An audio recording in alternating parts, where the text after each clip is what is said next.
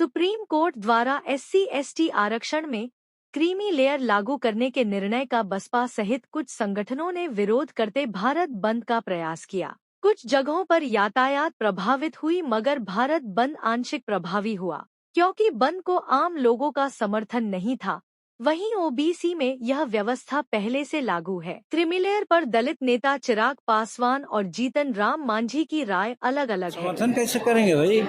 जो D4 हैं वो अपना जो आज तक मैंने गुलछरा उड़ा रहे हैं 76 साल तक, तो गुलछरा उड़ाने के लिए वो कर रहे हैं। और हमारे लोग बेचारा थूक चाट रहा है, थूक से सतुआ सान के खा रहा है। तो हम लोग तो 18 जाति यही मांग करते हैं कि हम लोग अलग हैं, हमको अलग कर दीजिए। और उन लोग जो गुलछरा उड़ा रहा है वही आगे जाकर के आंदोलन कर रहा है, तो उस आंदोलन को हम लोग कैसे सहयोग देंगे? हम लोग तो उसका मैंने विरोध करेंगे। भारत बंद के विरोध में जीतन राम मांझी ने एक वीडियो संदेश भी जारी किया। सुनिए क्या कुछ कह रहे हैं। सुप्रीम कोर्ट को धन्यवाद देते हैं कि समय की नाजुकता को देख करके हम लोगों में वर्गीकरण की बात किया।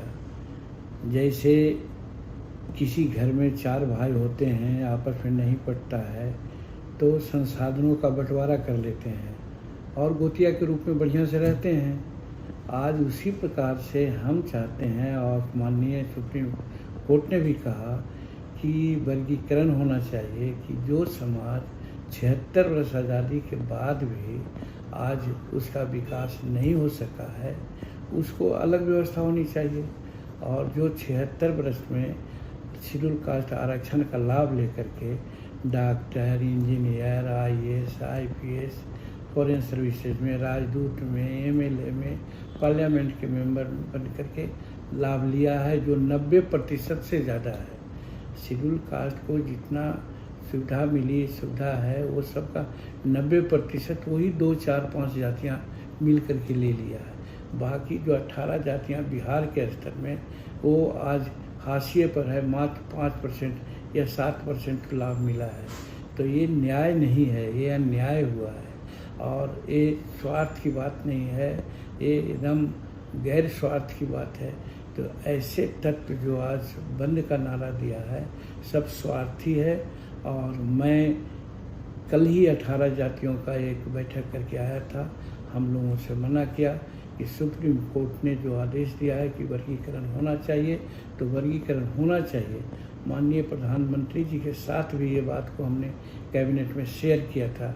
इसलिए आज का बंद उन लोगों का अनैतिक है। उन लोगों को विचार करना चाहिए कि हमारे परिवार, हमारा छोटा भाई किस गुर्बत में है, उसको लोग देखें। तो इसलिए किसी भी तरह से आज के भारत बंद का कौल को हम अच्छा नहीं समझते हैं। इसको अनैतिक और स्वार्थी आंदोलन करार देते हैं। विपक्ष का काम है हंगामा करना। सरकार अपने हिसाब से सब काम करती है और सरकार जो उचित समझती है वो काम करती है। इनको मालूम है कि सुप्रीम कोर्ट ने कोई जजमेंट नहीं दिया था, सुझाव दिया था, और उस सुझाव को भारत सरकार ने स्पष्ट रूप से नकार दिया कि हम इस सुझाव को नहीं मानेंगे। तो अब राजनीति अगर वो कर रहे हैं तो ये तो उनका इच्छा है, लेकिन भारत सरकार सुप्रीम कोर्ट के सुझाव को सीधा नकार दिया और बोला कि हम इसको नहीं मानेंगे। बाबा भीमराव अंबेडकर जी के जो संविधान है उसमें कोई छेड़छाड़ नहीं होगा।